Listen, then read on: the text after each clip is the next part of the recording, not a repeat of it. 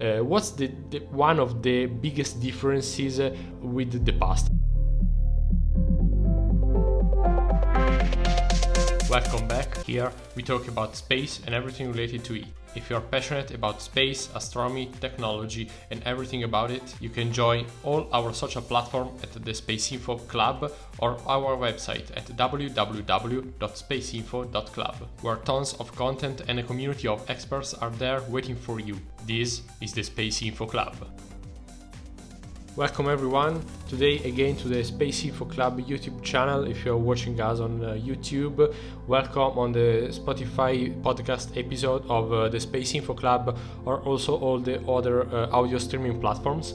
Today it's quite of, I would say, special episode because I strongly invite you to watch the episode also on YouTube, because you can see the screen, you can see what I'm looking now.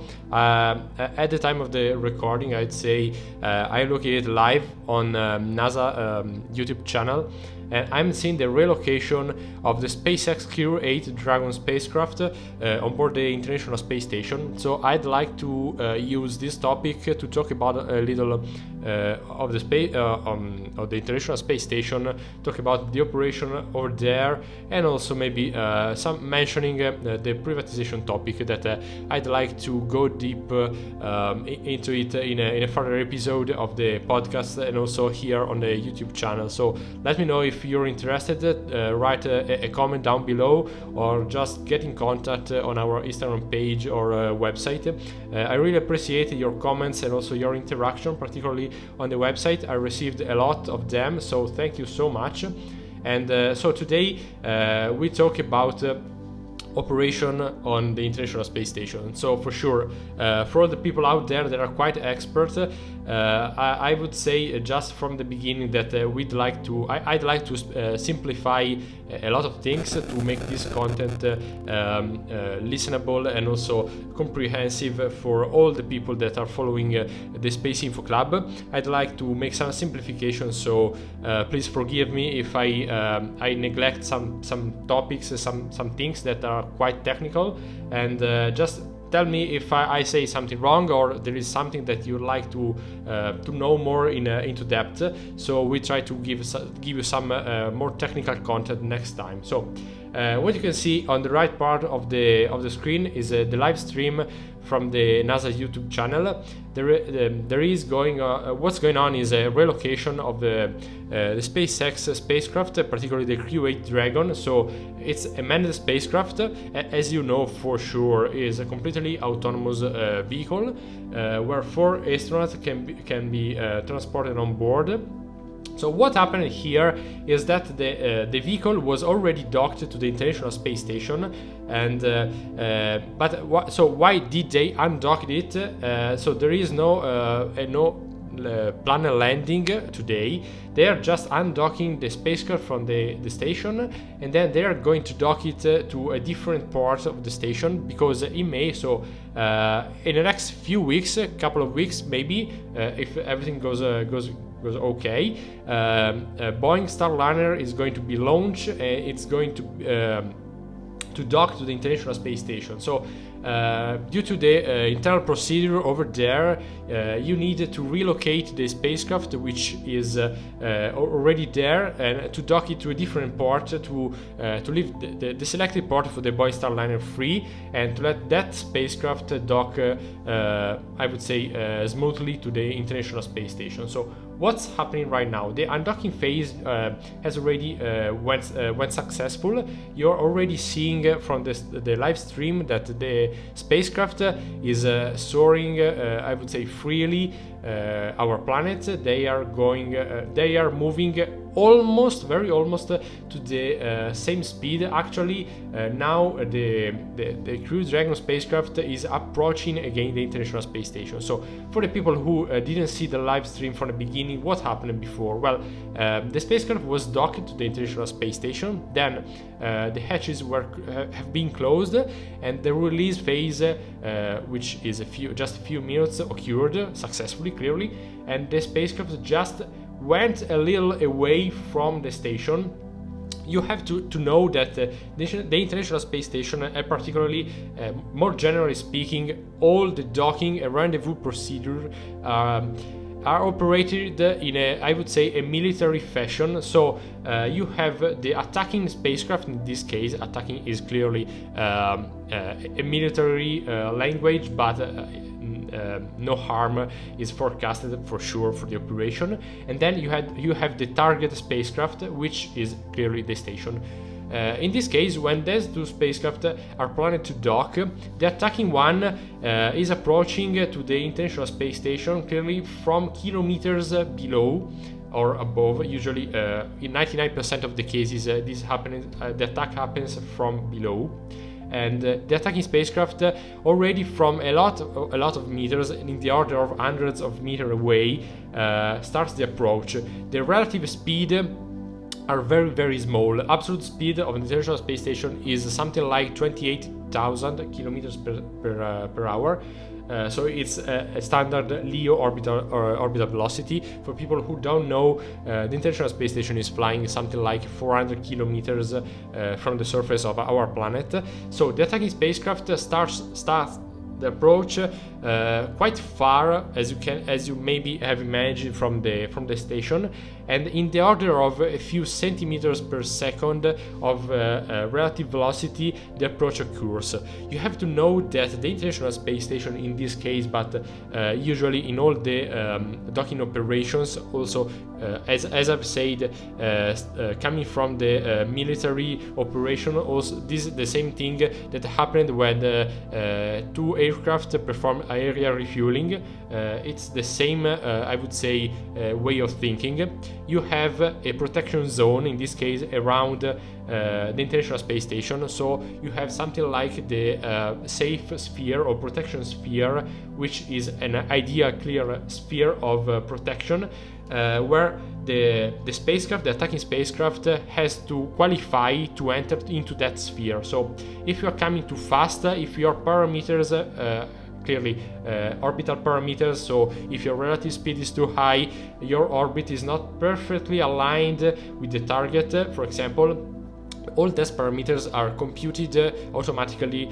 from controllers, but also from observers on the International Space Station, even though the procedures can be and usually is completely automatic. These parameters are monitored, and only if these parameters are all okay into nominal, I would say, ranges. As you can see maybe from the live stream now, there are only a few of the all monitored parameters. If are those okay, you just are granted the access into that ideal safe sphere around the International Space Station. While you're approaching and you're entering the sphere, you always have to have an escape maneuver ready. If something gets wrong, if you are in the remote probability that the attacking spacecraft is hit by, for example, a space debris, and then its trajectory is perturbed, and the risk is of an impact into the International Space Station, you have to be able to perform an escape maneuver at any time. So the safety and the life, I would say, of the people on board the International Space Station and of the station itself has to be preserved at any cost. So that's the main goal of any operation around it. What we are seeing now from the stream is again a very, very I would say slow approaching of the spacecraft, of the Crew Dragon, towards the station. And you can see that the target is adjusting its trajectory in order to center that, I would say, target towards the station. So while we're talking, I would like to mention a little the privatization topic of the current space economy. If you want to know more about this, just let me know in the comment or write to the SpaceInfo Club on our social or on our website. And what we are seeing nowadays is the flourish of a completely new space economy. But what's the one of the biggest differences with the past? So the point is that a completely different different approach of NASA itself occurred in the last years. And with last years, I'm thinking about something like the last 2 decades. So what happened is a completely different approach also under the economical, programmatic and also managerial point of view, because at the beginning, if you are thinking about the Apollo era or the 70s, the 80s and also the 90s, all the programs were granted by public agencies. I'm thinking about NASA, I'm thinking about the European Space Agency and Japanese Space Agency, so the JAXA, and also the Canadian Space Agency, so the 4 major agencies, at least at that time, which granted a contract to contractors. But the main focus of this contract is that there were one or more objective. There usually were scientific and research objective. However, if any contract, as always happened, and it's happening also nowadays with the space launch system, was delayed by any cause, actually it was not a real problem in terms of getting that target accomplished, that goals accomplished. So you didn't have a fixed and a limited budget, so any delay, any problem was basically covered by the budget. So actually the costs of any deed in space were basically skyrocketing, and the main goal was the goal of the mission. So the budget, even though was very important, was not the constraint of a program. Nowadays the thing have changed drastically, because you have a fixed budget. For example, I'm thinking about the commercial lunar payloads CLPS by NASA, where private companies have to qualify, have to propose their programs in order to get to the moon and to use the resources out there in order to accomplish some targets, and they are given selected a very limited budget. With very limited, I'm not saying that the money is scarce. It isn't, even though it is not enough for sure for the space deals of the future, but that's not the topic of today. However, the budget is limited, so they are granted some amount of money, and that's it. You cannot just get more money because you have some delays, you have some problems. This part of the thing is up to the private companies. So if a company have to reach one goal, it has to qualify it for the budget assignation, I would say. And the point now is that the approach, differently from the past, is that now companies have a limited amount of money to use. So the target of this new management, I would say, approach is that you have to reach a fixed goal with a fixed amount of money. So this is the main change of the thing with the past. So we've talked a little on our website. This is just I would say a mention of some articles we have written. So if you're interested to read more, just visit www.spaceinfo.club. And if you like us to release some content about this, just let us know in the comments or reach out on our social channels. Now we just come back to the live event now.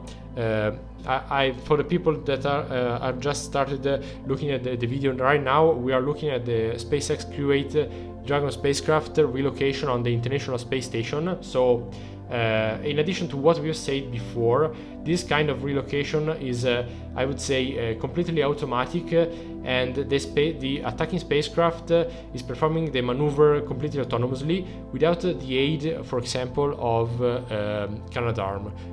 For people who don't know what Canadarm is a robotic arm attached to the International Space Station, and it has been built by the Canadian Space Agencies and all the companies below that consortium, that agency actually.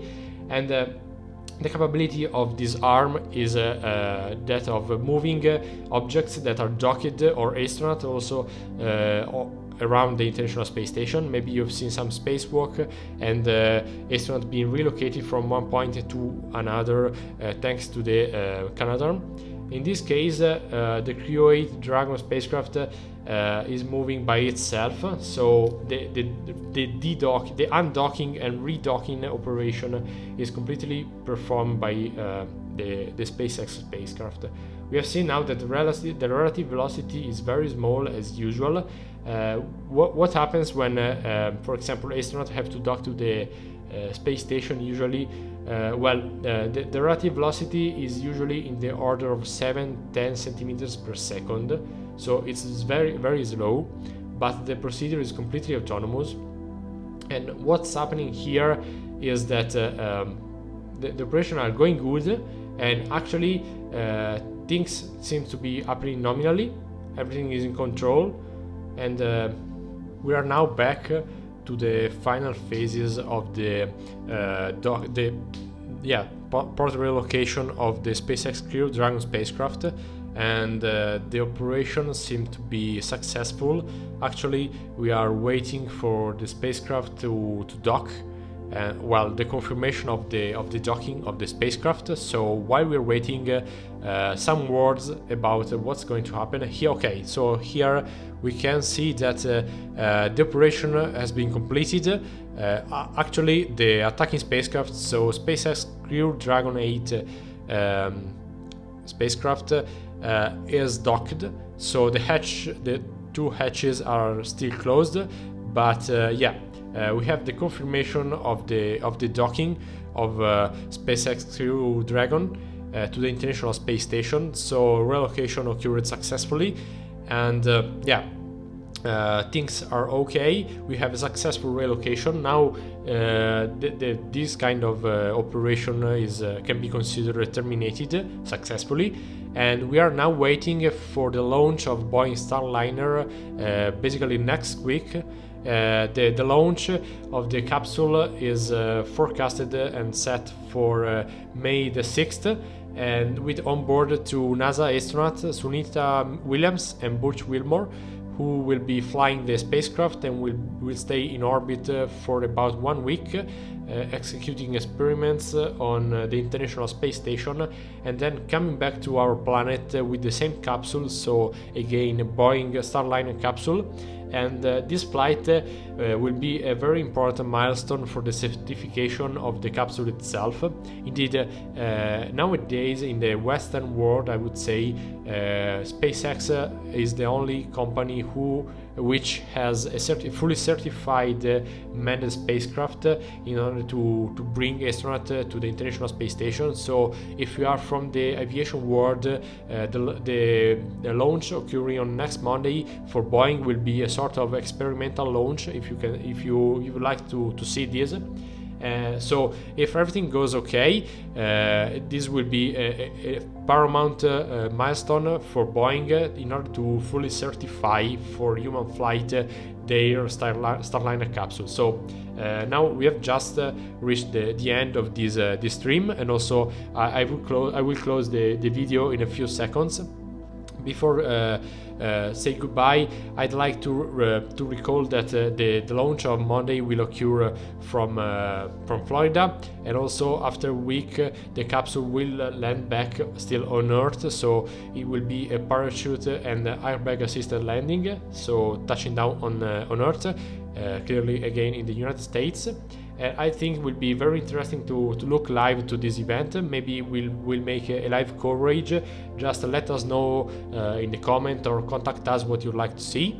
So again, thank you for listening, thank you for watching, and please share and support our videos and our content and help us grow. That's free for you, but that's a big difference for us. Thank you, and see you next time.